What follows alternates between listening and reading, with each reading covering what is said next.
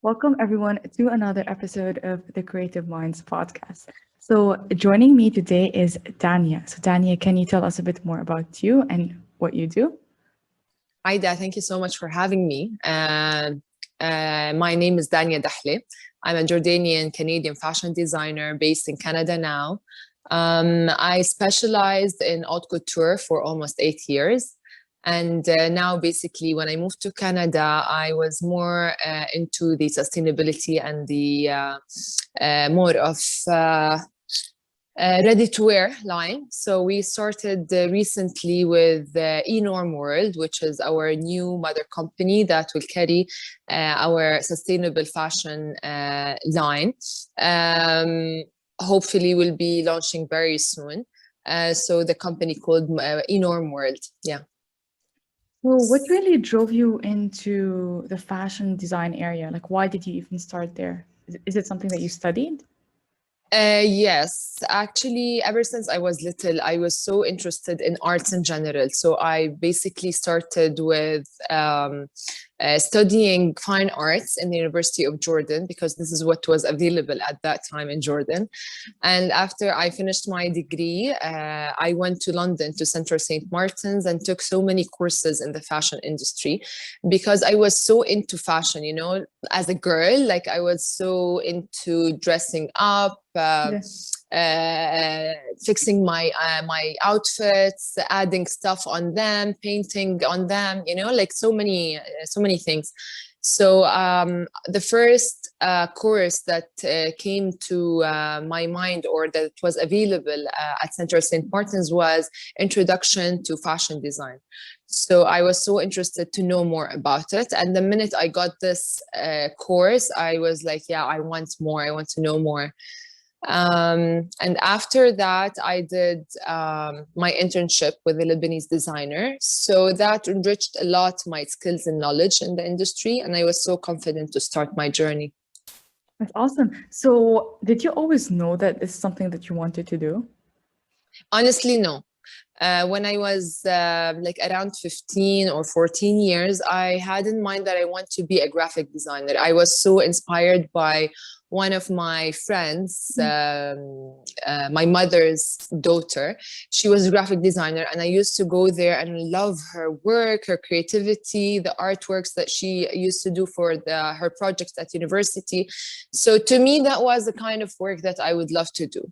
So when I prepared my portfolio before I get into the university, I was planning to prepare it to apply for graphic design in Canada or somewhere else, but my parents didn't allow me to leave at that point. So my teacher who helped me to prepare my portfolio was a teacher in the University of Jordan. So he encouraged me to get into the Faculty of Arts there. And he kept pushing me to stay in fine arts and in drawing and painting. He saw a lot of potential in me. So he encouraged me and convinced me that Dania, you should continue here. You have a great talent, and you're gonna be surprised from what you're gonna achieve later on. And honestly, yes, he Yeah. helped me a lot. Because at that point I was like, okay, I'm not gonna go into graphic design because it wasn't really strong in the university.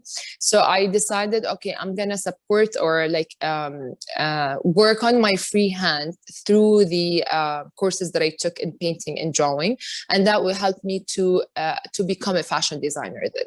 So this is the period where I did the transformation where I was an artist into being a fashion designer.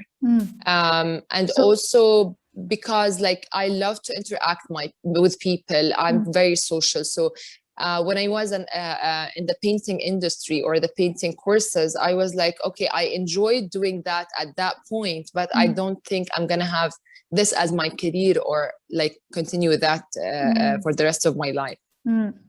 So, what do you mean by fashion designer? Do you actually draw the designs? Do you like Yes. how involved are you? Yes, definitely. As a beginning, I was doing everything on my own. Like I used to draw the designs, create the silhouettes.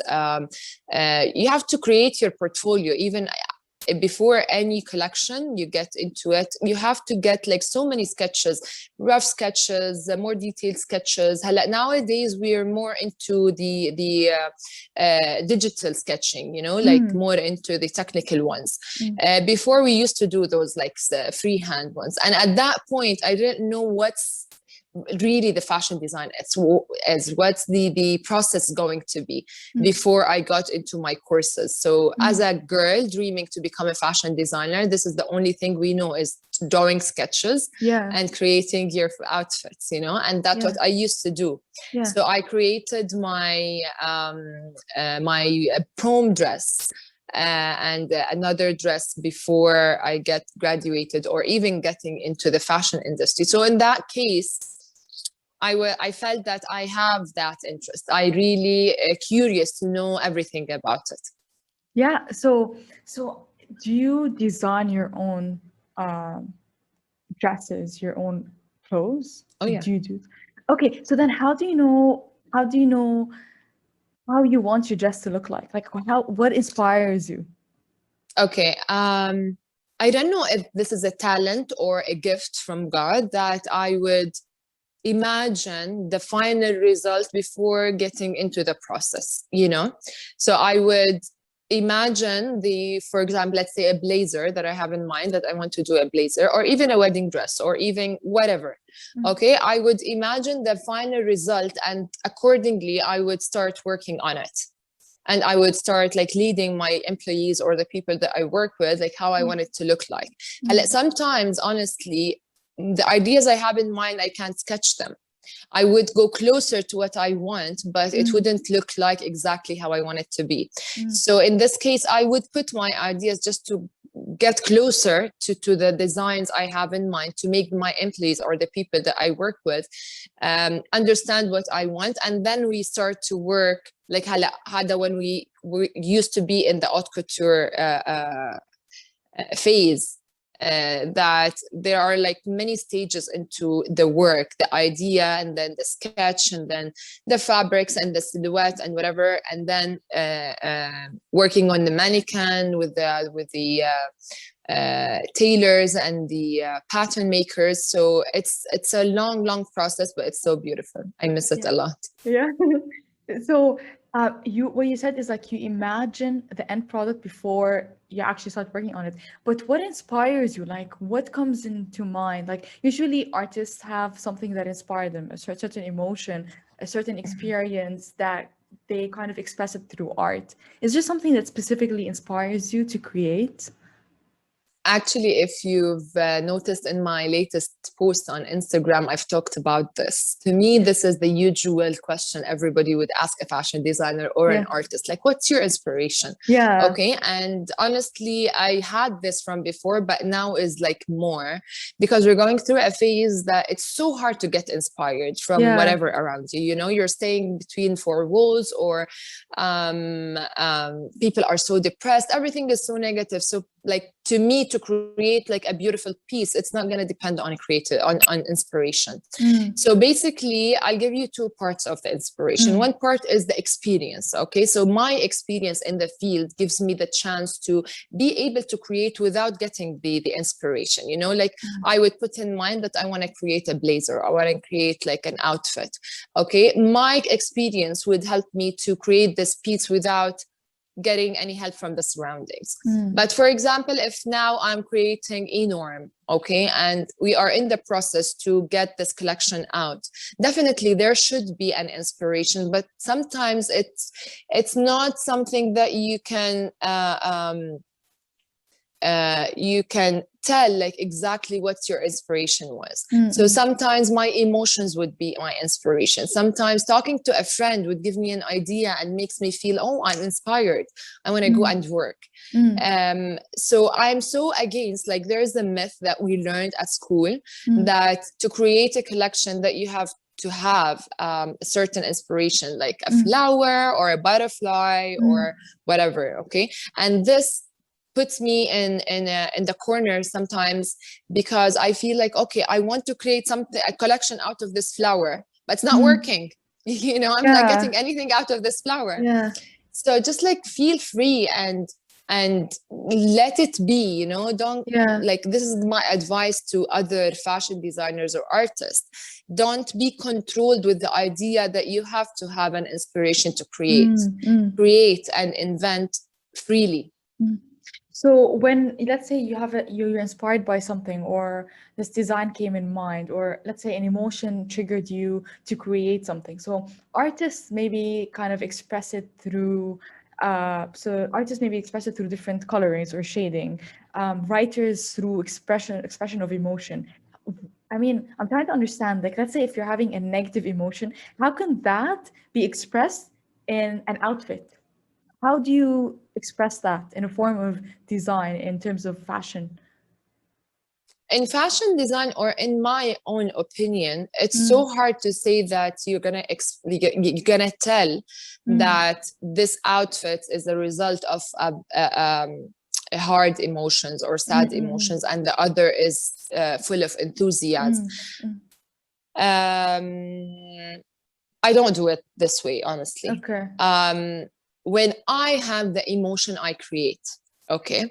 So basically, if the collection or the ideas that I put on paper really Mm, work and they were strong enough, that mm, means that I was like on the peak of my emotions, even if they were sad emotions or like mm, happy emotions or enthusiastic. mm. But you can't tell, like, if I'm like, when I used to paint, you can tell from my Yeah. paintings, definitely, you know, because I would draw, like, express a figure of a human that is like bent or sad or dark colors, or like, so you can play with the mediums. Yeah. But when you're talking about fashion design, it's so hard. Like, for example, if I had to create a wedding dress, it's so hard Mm.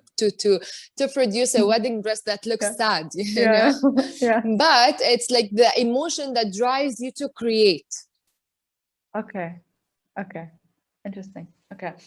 So, I don't know if that was clear enough yeah, or yeah, yeah. answers your question. Yeah. No, it makes sense. So, you said you have multiple different ideas, and you sometimes are not sure how to sketch it on paper or design it. So what do you do, or how do you, let's say, how do you choose which design you want to kind of implement? So you kind of, how do you know, okay, which design is worth bringing out into the world? Yeah. So basically, I am more into a visionary person. I'm like, Mm, I sketch and I have a good talent by using my free hand to mm, bring the ideas on paper mm, or on the computer. But basically, I wouldn't decide on what I draw unless I try this item. So that's why we go into the sampling process. mm. Okay. And uh, during my sketching, I would start imagining, like, if I put this piece in here or trim, it would look nicer, the color, the whatever. Mm, So I would start imagining it. mm, And there's something from the inside, my gut feeling would tell me, like, this is gonna rock, you know? yeah. So basically, there is a blazer that I created in Enorm recently that, you know, that I just imagined myself wearing it, and I was falling in love with it even before I saw it in real. Yeah. So basically, when we created the sample, I was like, oh my god, you know, like, Yeah. this is exactly what I had in mind. Yeah. And that would, like, that comes also with the help of the manufacturers and the people you work with. So it's not only a one part job. I'll tell you, like, a small story. Before I got into the fashion industry and get my courses and education, I used to go to, like, a simple tailors in the city, and I have my ideas. I would tell them, like, and I would go buy fabrics, everything. So I would tell them, like, let's start working on the dress, and they would show you, like, confidence, you know, that, yeah, it's gonna look so nice and we're gonna do a great job. And at the end, the results would be disaster, you know, like, Yeah. and I used to blame myself at that point that I'm not a good fashion designer. Like, I don't know how to put my ideas together, maybe, or to choose the right fabric, or until I got my education and until I worked with a designer and saw the real work. Mm, I discovered at that point that it's not me as a designer, is like, I need to go to the right people to mm. execute my own designs. Yeah. And this is what I know for now from like so many years, that how to choose the people that I work with. Mm, mm. So what have you learned? How do you know who are the right people to work with? Honestly, I always go with my gut feeling. I would fall into so many mistakes. I'm not gonna Mm, say like from the first time I would know, but with time, with experience, you can tell from the way they speak, from the way they um, um, uh, making the process easier for you or making mm, it more difficult. So there are so many signs that you can tell, and like definitely it would be very clear from the first sample you do. mm, Okay, when you make with them the first sample, you will understand, okay, the finishing is great, the washes or whatever finishes that we put on it is amazing. So you can tell mm, that those people are good. mm. Later on, you start working with them on that, because they're not going to be perfect. If they're Yeah, perfect, like they don't need you to be there as a yeah. designer, but you're there to make, like to support the wheel, like to make the process more perfect or the way that you want it to be. Mm. And what do you mean by your gut feeling? How would you define your gut feeling? Because people Okay. hear that. People hear that a lot, just your gut. But then how do you know this is your gut or that's guiding you in the right direction? Um, I feel that when I feel comfortable with the process, this is my gut feeling, is like comfortable, like I'm comfortable. But when there's something not going in the right direction, I Yeah. would feel so uncomfortable. I would Mm, deep inside feel that, okay, I shouldn't do this or I shouldn't continue with those people. And um, and it happened with me actually. The couple of months back, I was working with a factory, and something told me that there's something wrong happening. yeah. Okay, like my gut feeling Yeah. made me feel uncomfortable. Yeah. Okay, made me feel that those people will reach with, like, we will reach to a point where we're not gonna see eye to eye, Mm, and things are starting to appear in a different way now. mm, So I directly stopped, mm. like, and the signs started to rise, like I Yeah. directly stopped. So Yeah. I don't know if I answered your question, but Yeah. a gut feeling is when you feel really comfortable in the process of doing something. Mm. Perfect. And you talked a lot about the different stages of creating a product or a final design. Can you walk me through the different stages that you go through to create an item, a design, a Crazy dress? stages. Yeah, like the different stages Yeah, you go through. it's completely different between haute couture and ready to wear. So let's start with haute couture, which is my favorite. So explain that. What do you Um, mean by that? Okay, haute couture is the evening wear and wedding dresses, which they are the customized items almost, Mm-hmm. okay? Or even when you create a collection, you create a piece of each design or style. Ready to wear is more into more massive production. You Okay. do like a couple of sizes of each style, different colors. Mm-hmm. You can sell online. You can sell with like different boutiques and locations. But with haute couture, you're controlled because you really need to serve one client at a time, Yeah. Mm-hmm. and you need your designs to be like only one or two maximum that you produce of this time. So it's different. Mm-hmm. The amount of time, the amount of work that goes into each piece in haute couture is completely different than what we invest in the ready to wear. So in haute couture, it's a beautiful process, honestly. Like I love it because it's not only creating a piece, it's like living with this piece, really putting your emotions in this piece. I used to feel like definitely happy for the client to get her dress, but really like emotional when I lose one of my dresses to a client, like Yeah. I would fall in love with the piece I would be Yeah. creating, and the minute they take it, I was like, please take care of it, um so yeah, so we start basically with ideas. um I would really also rely on seeing other designers' work. Okay, this helps me a lot to see what's in the market, what people want to see, and what they're creating. هلا some people would say like, oh, you shouldn't look on other designers' work because this is like kind of a cheat or whatever. But let me tell you something, all designers does that. Basically, we look into other people's work to get inspiration, to get like, okay, I love those shoulders. I want to create something closer to those shoulders. But at the end, you will add your unique touch. You will add your elements, you know. Yeah. So this is what I do when I want to create a collection or start working on a collection. After that, I would put my ideas on paper. I start sketching it. I would go and talk to the people I work with. I would ask their opinions. Because I need the technical and the technical process of executing this item. Like, for example, I want to do this ruffle in here. Do you think this would work? Do you think this would look really nice with it? So I start to brainstorm. I would start to brainstorm with my friends if I have to. But with the people that I trust in my process, not with anyone.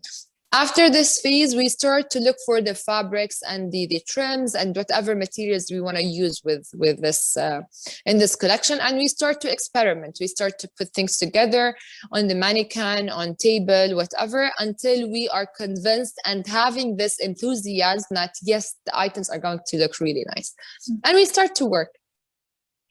For example, there's another part of the process where we create our embroideries. This is the hardest to me, honestly, because first of all, you need to do the artwork. After the artwork, you need to understand the proportions of this artwork on the item or on the body of the client. So there are a lot of things goes into it. Like, some people would think, okay, I would sketch a flower and just put it on a piece of fabric and start doing the embroidery. But this is not the case, because you really need to know exactly this flower, where it's going to be on the dress or on the piece. Is it going to look really nice on her body shape, and it's going to be flattering? So it's like a very deep process, but I used to really enjoy it. Yeah. With ready to wear is completely different, because you're working with a factory at the end of the day. So I would start in the same direction. I would look into like resources. I would do my R&D. I would see what is the niche of styles that people are looking for. So I would start in this phase. Later on, I would start sketching, making my technical drawings. It's been a long time that I haven't freely sketched. Yeah. So it would be like a technical drawing where I have to send to the factories. But I try my best to make them as flattering as I can, to feel the item, not to be like too flat, in a way that I would color them, give them shadows to feel that they're real. And then, I would send it to the factory. We start the process. We choose fabrics. And imagine that I created my recent collection online.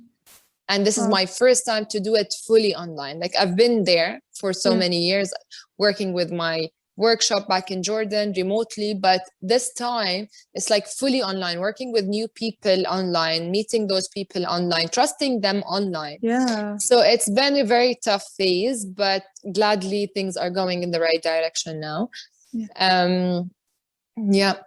So then after you do the designs and then you send it to a factory, first of all, how do you know and trust that this is the right factory? And second of all, how do you know what fabric do you want to use, what color? Like, how do you get this together? I feel like when you can do your part and you can trust yourself on that, but then having other people and trying to express your idea to other people, that's where you kind of clash or find challenges. So how do you deal with that? I start with reputation, honestly. Like, I would, and this is how I've been connected to the factories that I know, is through other people in the industry, like with my networking with others and like meeting people in the industry. So for example, if you got to know like one factory that would lead you to so many other factories Mm. through those people. And also I would like keep researching online for like, for example, if I find 10 factories, I would end up choosing one of them Mm. because like so many options, but it's hard to really trust the people that you would work with. Yeah. So it's, yeah, basically reputation. And other than that is when you start working with them, even sometimes if you get a great reputation from whoever is working in the field, in the same field, and they would tell you like, yeah, you'll be in safe hands. You start working with those people and then you would discover they're amazing and they're great people, but they're not for you or for your design or for your brand, you know? So you would take the decision like I want a long-term relationship, business relationship with those people. So if it's from the beginning that we're not seeing eye to eye and we're not really understanding the process, so I would decide like to keep looking. And even today, like I have my people, I wouldn't stop looking. I wouldn't stop searching for another people, because when you're in that, when you're not controlling your workshop or the people that works for you, it's so hard because they can flip in a second and just like leave you alone. So you always have to have your plan Bs. How I would choose my fabrics, definitely it would be also in so the different ways. It's either like seeing a flattering design online and loving the fabric, so you would look for what fabric is this. Buying items in the market, like, or like your clothing, and you like, for example, I would love this fabric, I would look like, what fabric is this? And this is how I built my knowledge in the fabrications. With the factories, you would tell them, you have to list the fabrics you want. You can't tell them like, okay, I want to do this item, go and get me whatever fabric. They need to get a direction. Okay. So when you give them a direction, it doesn't have to be exactly the fabric that they will choose for you, but it will be closer to what you need. So you will put those fabrics, you will list them, they will go and search for them. When they find them, they will send you swatches. When I get swatches, it's so hard to decide from a small swatch, but the closer to what you want from those swatches, you would ask for a sample. And when we ask for a sample, we would decide, okay, we'd love, okay, this is good or this is not good. After we receive that sample, it's not there yet. We're not there yet. So I would do like, we will wear test it. So I would wear it for a couple of times to make sure that I feel comfortable, doesn't make me sweat. I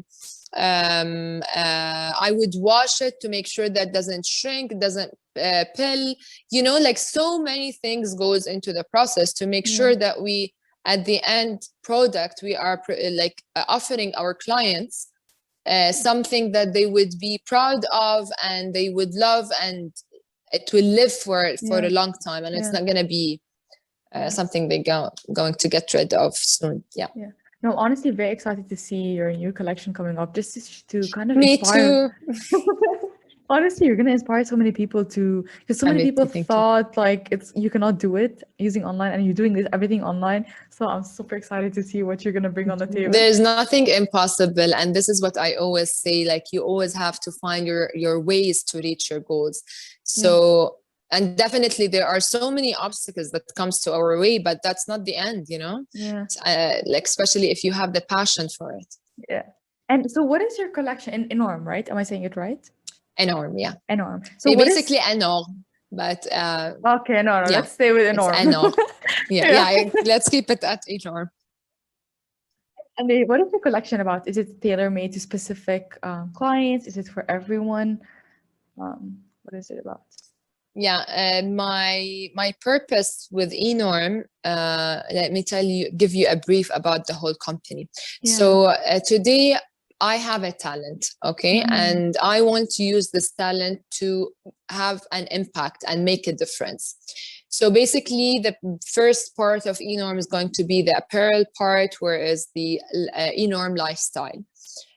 We decided to create smart casual items and have those loungewear items as well, where our main mission is to make women comfortable in work and at home. So this is like a brief about the collection. So it's going to be like a ready-to-wear line that serves women at home and at work. And it will be available online in our e-commerce platforms and in other shops around, like in a couple of areas. Hopefully we'll announce them when we launch. The other parts of Enorm are going to be more educational, okay? And we will include our charity foundation as well. And we will include our services to clients. So basically, education is what I always live for, and advise for. Like, you can't do anything without getting your education in any field you want, because you want to get into something that you have the skills for. And this is for people who are interested in fashion design or starting their own companies. So we'll start that as a blog on our website to keep the information and the articles and whatever about fashion design going for people to find us as a source of information, trusted information for the fashion industry. Okay, and later on we will be offering our mentoring sessions for those designers and helping them even to execute their designs after creating their business plans and building their brands. Okay, later on, okay, this is the Enorm education. We have Enorm Charity Foundation that would serve the community, would help to collect a percentage of our proceeds in their lifestyle and help others with that, help education and help cancer centers. Those are our main focus. Because as I said, education to me is a must and is a right for every person on earth to get educated. And definitely with time, we will open our doors when we have our institutions that would help us to reach to those people who are in need, to open the door for people to donate and help us to make this impact bigger and bigger. And the last one, which is Enorm Studio, that will start hopefully by next year to offer our services to other clients. Like, for example, if you're a designer and you've wasted so many times, as I did, and now like reaching to the right people, to the right factories, to the right suppliers, to whatever, at the end of the day, I would wish that I found someone that can take all this hassle out of my shoulders and be able to, just like I go, create, design, whatever, and you do it, So this is what we're going to do now, is for us to have those creators, those designers, put their ideas on paper or like tell us their ideas, and we will be able to create their designs the way they want it, the price they want it, and make their life much easier. Yeah, no, I love it, because what I understood, and I think it's something very important, is you want people to enjoy the creative side, just to get their ideas expressed, and then all the technical things that they don't really care about, someone else could do it for them. Yeah, because the process is hard. Like, sometimes you feel like, oh my God, why did I get into the fashion industry? Why am I here? But at the end of the day, this is something I really enjoy. Like, I wouldn't think that I would change my career for anything in life.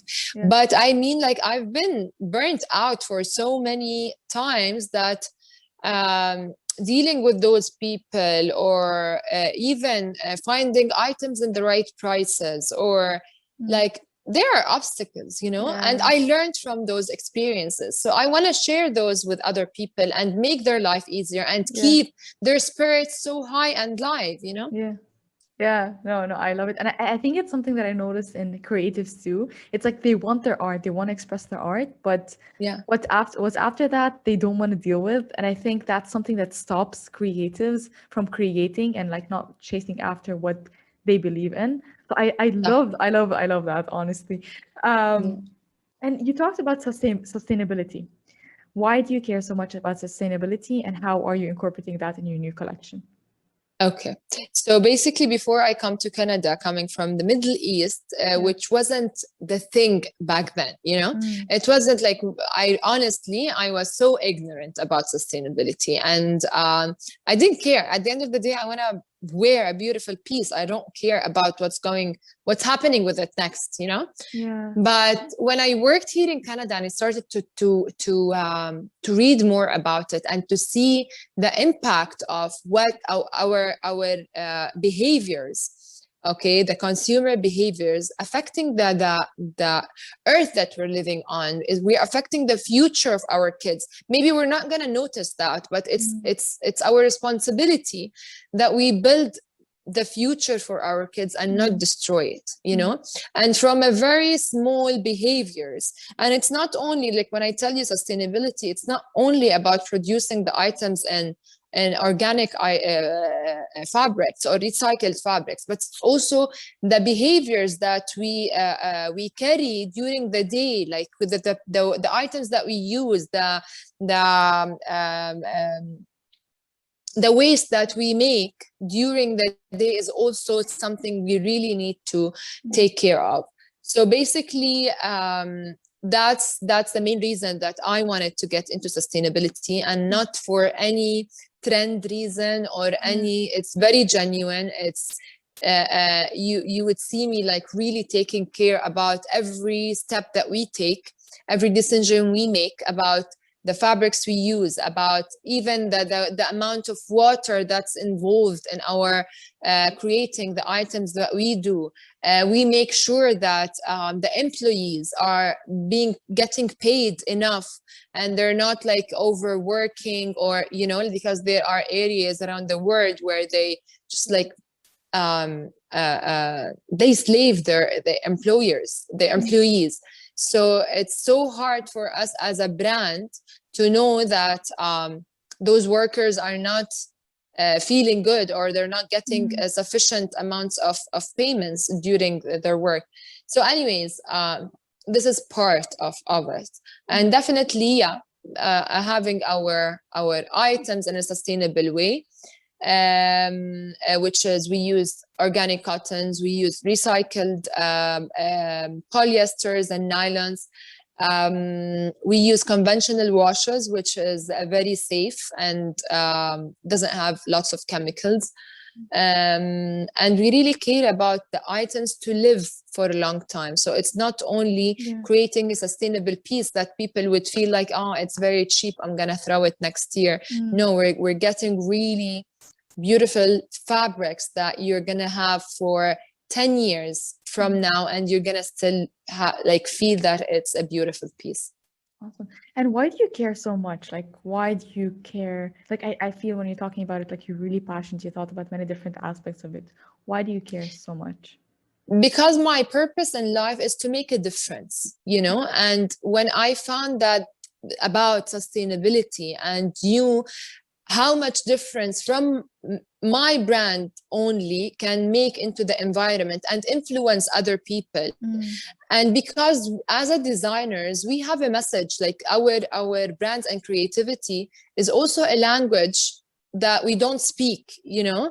to influence other people, educate them. So it's our responsibility to do Yeah. that. Yeah.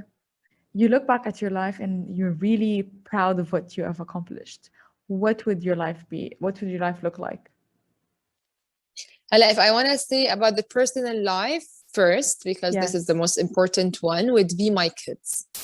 Okay. Raising my kids to be the men of the future, that would make me so proud. And I'm seeing them growing day by day, like um, uh, having those beautiful values that me and their Mm. dad are investing in them. And that would make me the proudest person on earth, honestly. um, on a career wise, or like making an impact, a positive impact in other people's lives, is what I really care for. Like, honestly, it's not something that I want to market, but it gives me so much happiness. The idea of the charity foundation and the education that we're doing is something that I want people, honestly, let me tell you something. It's It's what people would say about you, and the legacy that you will leave on earth after you die is what I'm looking for. It's not the amount of money you're going to make. It's not the amount of friends you're going to make. It's the amount of good impact that you would make and on other people's lives, and the difference that you will make in other people's lives. So really, this is what I'm looking for. I'm looking for people to remember me with the good things, and to remember me with situations that I was able to make an impact in their life. Yeah. So what kind of And to impact help are you draw looking a for? smile on the faces of other people. What kind of impact? Yeah. The first thing that comes to my mind is the humanitarian. Yeah. Yani be with other people in like help the hunger, help the people who are not being able to get their education. Maybe I get this sense more from my husband, who works with the UN, with the WFP, the World Food Program. And every time he would show me how people are suffering from hunger and the less of opportunities that they have, you would see life from a different perspective. You know, like when we live in our la la land, you know, and now we're suffering from COVID. But guys, there are lots of people who are suffering from hunger, who are not being able to get food or to get access to health or like a medicine. Or so it's really heartbreaking. And this is what really makes me feel, because I want also my kids to be protected in life from God, from the things that we do as parents to others. And I don't know if I'm getting so deep in this, but it makes me so emotional, you know. It makes me feel that truly I want to be more powerful to be able to make this impact. Oh, I love it. So what would you say drives you in your life? What makes you want to wake up every single morning? My family and my kids. To do what for them? Basically, I want to lead by example. Okay, I'm trying my best. I'm not saying that I'm doing it perfectly. No, definitely not. And especially nowadays, we are so exhausted. But what I mean that I want to lead by example, that I want to be the person my kids want to be. You know, it's not by telling them you have to be such or that, like, or you have to do this or that. I would start with it myself. So this is the thing that I would wake up every day looking forward to creating, to making something, to try something new for them. Seeing them happy is my purpose in life. Yeah, I love it. So we took so much time, but I want to ask you the last question. What does success mean to you? What does success look like for you? Maybe it would be the same message we just talked about now. For so many people, success would be like the achievements, the money they make. And this is success. Yes, I'm not gonna lie. Success is achieving your goals, making your dreams coming true. But honestly, I would feel so happy with the success I would make in influencing or impacting other people's life or helping others. This is the success that I want to have, you know. But definitely achieving my plans and my goals and raising my kids as well would be my success. Yeah, awesome. Thank you so much, Dania, for your time. And for people to connect with you, like, where should they find you? I'm here on social media, on Instagram. Okay. For now, yeah, and recently on Clubhouse as well. Okay, awesome. So I'm gonna tag you anyways, so people can follow you from there. Awesome. It's been a pleasure, Aida Habibti. It was a beautiful conversation. Thank you so much. Likewise. And for everyone listening, I hope you have an amazing, awesome rest of your day.